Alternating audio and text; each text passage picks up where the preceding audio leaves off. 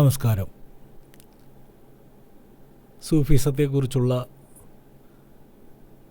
വിഷയങ്ങളാണല്ലോ നാം സംസാരിച്ചു കൊണ്ടിരിക്കുന്നത്. ഞാൻ മുന്ന് ചെയ്ത ഒരു വീഡിയോ, അതിൽ ചില വിഷയങ്ങൾ പരാമർശിച്ചത് നിങ്ങൾക്ക് വ്യക്തമായോ എന്നെനിക്കൊരു സംശയമുണ്ട്. ഖുർആനിലും അതുപോലെ തന്നെ മറ്റുള്ള ഗ്രന്ഥങ്ങളിലുമൊക്കെ ഓരോ വിഷയങ്ങൾ ഒരേപോലെ തന്നെയാണ് പറഞ്ഞു വച്ചിരിക്കുന്നത്. അതിൻ്റെ ഭാഷാശൈലിയിൽ വ്യത്യാസമുള്ളത് കൊണ്ടിട്ട് പറയുന്ന കാര്യം ഒന്നാണെങ്കിലും പറയുന്ന രീതികൾക്ക് വ്യത്യാസങ്ങളുണ്ടെന്നേ ഉള്ളൂ. അതിലൊരു പ്രധാനപ്പെട്ട കാര്യമാണ് ഞാൻ പറഞ്ഞു വന്നത്, നമ്മളെ സംബന്ധിച്ചിടത്തോളം നമ്മളുടെ വിശ്വാസത്തിൽ ഈമാൻ കാര്യം എന്ന് പറയുന്നതിൽ 6 കാര്യങ്ങൾ വിശ്വസിക്കലാണ്. ആ 6 കാര്യത്തിൽ ഒന്നാമത്തതാണ് അള്ളാഹുവിനെ വിശ്വസിക്കുക. ആ ഒന്നാമത്തെ കാര്യം പറയുന്ന ആളുകളാണ് ഇന്ന് ഭൂരിഭാഗം ആളുകളും. കാരണം ദൈവത്തിൽ വിശ്വസിക്കുക, ദൈവത്തിനോട് മാത്രം പ്രാർത്ഥിക്കുക, ദൈവമല്ലാതെ മറ്റൊന്നുമില്ല.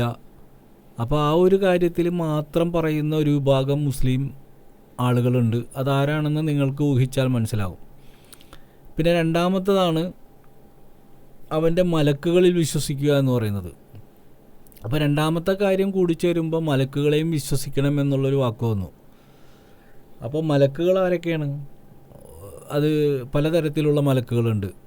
സ്വർഗത്തേക്കാക്കുന്നത്, നരകത്തേക്കാക്കുന്നത്, നമ്മുടെ തെറ്റ് കുറ്റങ്ങൾ എഴുതുന്നത്, അതുപോലെ തന്നെ ഇടിമിന്ന് കാറ്റ് മുതലായവ നയിക്കുന്നത്, അങ്ങനെ ഒരുപാട് വിഷയങ്ങളുമായി ബന്ധപ്പെട്ട് മലക്കുകളുടെ ഒരു വലിയ ഗ്രൂപ്പ് തന്നെയുണ്ട്. അതേപോലെ തന്നെ പറയുന്ന മറ്റൊരു കാര്യമാണ് അംബിയ മുർസലീങ്ങളിൽ വിശ്വസിക്കുക. അപ്പോൾ വിശ്വാസം ഇങ്ങനെ മാറിക്കൊണ്ടിരിക്കുന്നതാണ്. ആദ്യം ഏകനായ ദൈവത്തിൽ വിശ്വസിക്കുക, രണ്ടാമത് ഈ പറഞ്ഞ മലക്കിൽ വിശ്വസിക്കുക, മൂന്നാമത് അംബിയ. അപ്പോൾ ഒരു കാര്യത്തിൽ മാത്രമല്ല വിശ്വാസം ഇങ്ങനെ കടന്നു വരികയാണ്. അപ്പോൾ അതിലും മനുഷ്യരുടെ വിഷയവും വന്നു. മലക്കുകളും ദൈവവും കഴിഞ്ഞു. മലക്കുകൾ അദൃശ്യരാണ്, ദൈവവും അദൃശ്യനാണ്. പക്ഷേ അദൃശ്യമല്ലാത്ത ഒരു കാര്യത്തിലും കൂടി വിശ്വസിക്കാൻ പറഞ്ഞിട്ടുണ്ട്. അതാണ് അംബിയ മുർസലീങ്ങൾ. അതായത് പ്രവാചക പരമ്പരയിലൂടെ കടന്നു വന്ന ഇന്ന് ഔലിയാക്കൾ എന്ന് വിശേഷിപ്പിക്കുന്നവർ വരെ ആ പട്ടികയിൽ പെടുന്നവരാണ്. അപ്പോൾ അങ്ങനെ ഓരോന്നും മനസ്സിലാക്കി വരണം. കാരണം നമുക്ക് രഹസ്യമായ ദൈവത്തെയും രഹസ്യമായ മലക്കിനെയും നമുക്ക് മനസ്സിലാക്കി തന്നത് മനുഷ്യൻ തന്നെയാണ്. അതിന് ധാരാളം അനുഭവ കഥകൾ ചരിത്രം പരിശോധിച്ചാൽ നമുക്ക് കാണാൻ പറ്റും. അപ്പോൾ ഇതിൽ അംബിയ മുർസലീങ്ങളെന്ന് പറയുന്നൊരു വിഭാഗം, അത് ഹിന്ദുക്കളുടെ ഇടയിൽ ഗുരുക്കന്മാർ, അവർക്ക് ഒരുപാട് ഗുരുക്കന്മാരുണ്ട്, നമുക്കുമുണ്ട് ഗുരുക്കന്മാർ. അപ്പോൾ ഒരു അറിവ് പറഞ്ഞു തരുന്നവൻ ഗുരുവാണ്. അപ്പോൾ ഗുരുവിനെ പൊതുവായി പറയുന്ന രീതികളാണ് പ്രവാചകന്മാർ, അതുപോലെ തന്നെ ഗുരുക്കന്മാർ എന്നൊക്കെ പറയുന്നത്. ഓരോ വിഷയത്തിനെ കുറിച്ച് പറയുമ്പോൾ, ഇപ്പോൾ സ്കൂളിൽ പഠിക്കുമ്പോൾ അധ്യാപകൻ ഗുരുവാണ്, വിദ്യാലയത്തിൽ അധ്യാപകൻ ഗുരുവാണ്. അപ്പോൾ ആത്മീയപരമായ വിഷയങ്ങൾ, ദൈവികപരമായ വിഷയങ്ങൾ, അങ്ങനെ ഓരോന്നിനും ഓരോ ഗുരുക്കന്മാരുണ്ട്. അപ്പോൾ ആ പട്ടികയിലൊക്കെ പെടുന്നവരാണ് ഈ അംബിയ മുർസലീങ്ങളെന്ന് പറയുന്ന ദൈവികമായ വിഷയം മാത്രം ചർച്ച ചെയ്യുന്നവർ. അത് പല തരത്തിലുള്ള ആൾക്കാരാണ്, അംബിയാക്കളും ഔലിയാക്കളും. അപ്പോൾ അത് വിശ്വസിക്കാനാണ് പറഞ്ഞിരിക്കുന്നത്. അപ്പോൾ ആ വിശ്വസിച്ചിരിക്കുന്ന അംബിയ മുർസലീങ്ങളെ ഗുരുക്കന്മാരെ, ആ ഗുരുക്കന്മാർ പലതരത്തിലുണ്ട്. ശ്രീനാരായണ ഗുരു മുതൽ അതുപോലെ തന്നെ പല തരത്തിലുള്ള ആളുകളെ നമുക്ക് കാണാൻ പറ്റും. ക്രൈസ്തവരിലും കാണാം, തോമാസ് ലീഹയെ പോലെയുള്ള ആൾക്കാരെ. മുസ്ലിങ്ങളിലും അതുപോലെ തന്നെ ഒരുപാട് ഗുരുക്കന്മാരുണ്ട്. അവരെല്ലാം നിങ്ങൾക്കറിയാവുന്നതാണ്. അപ്പോൾ ഇവരെയൊക്കെ വിശ്വസിക്കുക എന്ന് പറഞ്ഞാൽ ഇവരെയൊക്കെ ആരാധിക്കുക എന്നല്ല. ആ അറിവ് പറഞ്ഞു തന്നവരെ ബഹുമാനിക്കുക, റെസ്പെക്റ്റ് ചെയ്യുക. അപ്പോൾ റെസ്പെക്റ്റിന് പല അർത്ഥങ്ങളുണ്ട്. അപ്പോൾ റെസ്പെക്റ്റ് ചെയ്യുന്നത് എങ്ങനെയാണ്? പലതരത്തിലും നമ്മൾ റെസ്പെക്റ്റ് ചെയ്യാറുണ്ട്. ഒരാളെ കാണുമ്പോൾ എഴുന്നേറ്റ് നിൽക്കുക, അതുപോലെ തന്നെ ഒരു വ്യക്തിയെ സ്ഥീകരിക്കുമ്പോൾ ആ വ്യക്തിക്ക് സ്ഥീകരിക്കാൻ വേണ്ടി ഒരു മനുഷ്യൻ കണ്ടെത്തുന്ന ചിലവർ പൊന്നാട അണിയിക്കുക എന്നൊക്കെ പറഞ്ഞുകൊണ്ടുള്ള ചടങ്ങ്. അതുപോലെ തന്നെ പുഷ്പങ്ങൾ, ഒരു ഫ്ലവർ ബൊക്ക ഒക്കെ കൊണ്ടുപോയി കൊടുക്കുക. അതെല്ലാം സ്നേഹപ്രകടനങ്ങളാണ്, ഒരു വ്യക്തിയെ സ്ഥീകരിക്കുന്നതിൻ്റെ ഭാഗമാണ്. അപ്പം അങ്ങനെ വരുമ്പോൾ ഈ മൺമറഞ്ഞു പോയ ആൾക്കാരുടെ ഖബറിടങ്ങൾ ഇതുപോലെ കൊണ്ടുപോയി ആളുകൾ ഈ പച്ച തുണി വിരിക്കലും അതുപോലത്തുള്ള കാര്യങ്ങൾ റെസ്പെക്റ്റാണ്. അതായത് അവരെ സ്ഥീകരിക്കലാണ്. അപ്പോൾ ചോദിക്കും മരിച്ചു കിടക്കുന്നവരെന്തിനാണ് സ്ഥീകരിക്കണമെന്ന്. പക്ഷെ അവർ മരിച്ചവരല്ല എന്ന് ഖുർആൻ വളരെ വ്യക്തമായിട്ട് പറയുന്നുണ്ട്, അവർ മരണപ്പെട്ടവരല്ല, അവരെ മരിച്ചവരെന്ന് നിങ്ങൾ പറയരുത് എന്ന് നിങ്ങൾ പരിശോധിക്കണം, ഖുർആൻ പരിശോധിക്കണം. ഏതെങ്കിലും ഒരു മുജാഹിദോ ജമാഅത്ത് ഇസ്ലാമിയോ പ്രസംഗിക്കണ കേട്ടിട്ട് നിങ്ങളൊക്കെ ചാടി അതാണ് ശരിയെന്ന് വിശ്വസിക്കരുത്, പരിശോധിക്കണം. അപ്പോൾ എല്ലാം നിങ്ങൾക്ക് മനസ്സിലാക്കാൻ പറ്റും.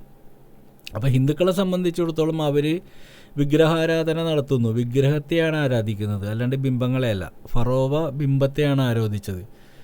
ബിംബങ്ങളെ ആരാധിക്കാൻ നമ്മളെ പഠിപ്പിച്ചിട്ടില്ല. ബിംബങ്ങളെന്ന് പറഞ്ഞു കഴിഞ്ഞാൽ അതായത് ജീവനില്ലാത്ത, അതായത് ഒന്നും ഒരു കഴിവുമില്ലാത്ത. ഇപ്പോൾ ഞാനൊരു പാവയെ വാങ്ങിച്ചു കൊണ്ട് വന്നിട്ട് അതിൻ്റെ മുമ്പിൽ നിന്നിട്ട് എന്നെ രക്ഷിക്കണേന്ന് പറഞ്ഞാൽ നിങ്ങൾ ചോദിക്കും എനിക്ക് ഭ്രാന്താണെന്ന്.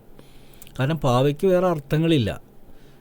പക്ഷേ അതിനെയാണ് ബിംബം എന്ന് പറയുന്നത്. വിഗ്രഹം എന്ന് പറഞ്ഞു കഴിഞ്ഞാൽ നമുക്ക് വിശുദ്ധമായിട്ടുള്ള കാര്യങ്ങൾ പറഞ്ഞു തന്നു പോയ ഗുരുക്കന്മാർ, അവരെയാണ് പറയുന്നത്. ഇപ്പോൾ സ്വാമി അയ്യപ്പൻ, ആ അയ്യപ്പൻ്റെ ഒരു രൂപം അവരുണ്ടാക്കിയിട്ടുണ്ട്. എങ്കിൽ അയ്യപ്പനെ ശരിയായ രൂപത്തിൽ കണ്ടവരാരുമില്ല, ഒരു ഉദ്ദേശ രൂപം ഉണ്ടാക്കിയിട്ടുണ്ട്. ശ്രീകൃഷ്ണൻ, അവർ ശ്രീകൃഷ്ണനൊരു രൂപം ഉണ്ടാക്കിയിട്ടുണ്ട്. ഇവരെല്ലാം ഗുരുക്കന്മാരാണ്, അവരുടെ എല്ലാം രൂപങ്ങളാണ്. ഇപ്പോൾ യേശുക്രിസ്തുവിൻ്റെ രൂപമുണ്ട് പള്ളിയിൽ. അപ്പോൾ യേശുക്രിസ്തുവും ഉപദേശം നൽകിയ ആളാണ്, അതിൻ്റെ രൂപം ഉണ്ടാക്കി എന്നുള്ളതാണ് വിഷയം. പക്ഷെ നമ്മളൊന്നിൻ്റെയും രൂപം ഉണ്ടാക്കിയിട്ടില്ല, നമ്മളെല്ലാത്തിനെക്കുറിച്ച് പറയുന്നുള്ളൂ. അപ്പോൾ നമ്മളുടെ റൂഹ് പിടിക്കാൻ വരുന്ന അസ്രായേൽ എന്ന് പറഞ്ഞ് നമുക്ക് കേട്ടിട്ടേ ഉള്ളൂ, കണ്ടിട്ടില്ല. പക്ഷെ അവർ ഭാവനയിൽ അസ്രായേലിനൊരു രൂപം ഉണ്ടാക്കി, അതിനൊരു പേരുമിട്ട് കാലൻ എന്ന്. അപ്പോൾ ഹിന്ദുക്കൾ കാലൻ എന്ന് പറയുന്നു.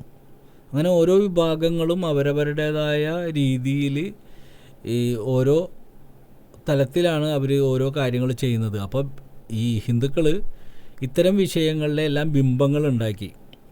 ആ ബിംബങ്ങളുണ്ടാക്കിയിട്ട് ആ ബിംബങ്ങളിലൂടെ അത് ആരെയാണ് അവർ ഉദ്ദേശിക്കുന്നത്? അപ്പോൾ കാലൻ്റെ രൂപം ഉണ്ടാക്കി വെച്ചാൽ അവർ അസ്രായേലിനെയാണ് ഉദ്ദേശിക്കുന്നത്. അപ്പോൾ ഇങ്ങനെ ഓരോന്നിൻ്റെയും ആളുകളുടെ രൂപം അവരുണ്ടാക്കുമ്പോൾ അതിൽ നിന്ന് ഏതെങ്കിലും ഒരു വിഷയത്തിലേക്ക് കണക്റ്റ് ആകുന്നുണ്ടോ എന്ന് പരിശോധിക്കുക. അപ്പോൾ ഫറോവ ഉണ്ടാക്കിയത് ഒന്നിലേക്കും കണക്റ്റ് ആകുന്നില്ല, അദ്ദേഹം വെറുതെ മണ്ണുകൊണ്ട് ഉണ്ടാക്കിയൊരു പ്രതിമയാണ്. പക്ഷെ ഇതല്ല, ഇതൊരു ഗുരുവിലേക്ക് കണക്റ്റ് ആകുന്നതാണ്. അപ്പോൾ അതുകൊണ്ട് അവർ പ്രതിഷ്ഠ വെച്ചുകൊണ്ട് അവരതിൽ പ്രാർത്ഥിക്കുന്നു. അപ്പോൾ ഇതൊക്കെ ശരിയായ രൂപത്തിൽ പഠനം നടത്തിയെങ്കിൽ മാത്രമേ ആ വിഷയത്തെ മനസ്സിലാക്കാൻ പറ്റുള്ളൂ. അതിൽ ചെറിയൊരു ഉദാഹരണമാണ് അന്ന് ഞാൻ പറഞ്ഞത്, ഓം നാരായണായ നമഃ. ഇന്ന് പൊതുവേ ഹിന്ദുക്കളെല്ലാം പറയുന്ന ഒരു വാക്കാണ് ഓം നാരായണായ നമഃ. അപ്പോൾ ഓം എന്ന് പറഞ്ഞാൽ ഈ പ്രപഞ്ചം മുഴുവനും നിലകൊള്ളുന്നത്. പിന്നെ നാരായണൻ എന്നുള്ള വാക്കാണ്. നാരായണൻ എന്നുള്ളൊരു വാക്കല്ല ശരിക്കും ഉണ്ടായത്, നാരം അയനായ നമഃ. അപ്പോൾ നാരം അയനൻ, നാരവും അയനനും കൂടി ചേർന്നാണ് നാരായണൻ ഉണ്ടായത്. അപ്പോൾ നാരമെന്ന് പറഞ്ഞാൽ വെള്ളമെന്നും അയനൻ എന്ന് പറഞ്ഞാൽ ആധിപത്യമുള്ളവെന്നുമാണ്. സ്തുതിക്കുന്നു. അപ്പോൾ ഈ പ്രപഞ്ചം മുഴുവൻ വെള്ളത്തിന് മീതെ ആധിപത്യമുള്ളവനെ സ്തുതിക്കുന്നു എന്നുള്ളൊരു വാക്കിന് അവരെന്തായി, ഒരു രൂപം ഉണ്ടാക്കി.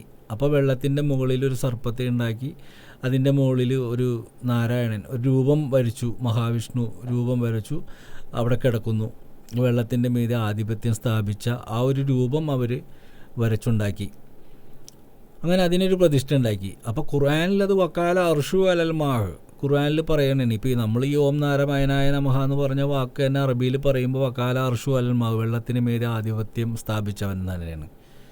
അപ്പോൾ ഇങ്ങനെ നമ്മൾ ഓരോ വിഷയത്തെയും നമ്മളുടേതായ അറിവ് വെച്ചിട്ടല്ല, വ്യക്തമായ രൂപത്തിലുള്ള അറിവ് വെച്ചുകൊണ്ട് പരിശോധന നടത്തിയെങ്കിൽ മാത്രമേ നമ്മുടെ ഇടയിൽ നിന്ന് തെറ്റിദ്ധാരണ. പക്ഷെ നമ്മൾ ആരും ഇതൊന്നും അന്വേഷിക്കാൻ തയ്യാറല്ല, പഠിക്കാൻ തയ്യാറല്ല. മറിച്ച് നമുക്ക് എത്രത്തോളം പരിഹസിക്കാൻ പറ്റും, നമുക്ക് എത്രത്തോളം കളിയാക്കാൻ പറ്റും. എന്തെങ്കിലും ഒരു കാര്യം കേൾക്കുമ്പോൾ വേഗം പരിഹസിക്കാൻ നമുക്ക് അതേ അറിയുള്ളൂ, അതാണ് നമുക്ക് എല്ലാവർക്കും ഇഷ്ടം. പക്ഷേ അന്വേഷിക്കാൻ ആർക്കും താല്പര്യമില്ല. അന്വേഷിച്ചാൽ ഉത്തരം കണ്ടെത്തും, അന്വേഷിപ്പിൻ കണ്ടെത്തും എന്ന വാക്ക് പറഞ്ഞുകൊണ്ട് ഇന്നത്തെ വിഷയം ഞാൻ തൽക്കാലം നിർത്തുന്നു. ബാക്കി നാളെ നമുക്ക് വിശദീകരിച്ച് സംസാരിക്കാം. ചിന്തിക്കാൻ അല്ലെങ്കിൽ അറിവ് അന്വേഷിക്കുന്നവനിക്ക് ഇത് ഉപകാരപ്പെടും, അല്ലാത്തവർക്ക് പരിഹസിച്ചുകൊണ്ടേയിരിക്കാം.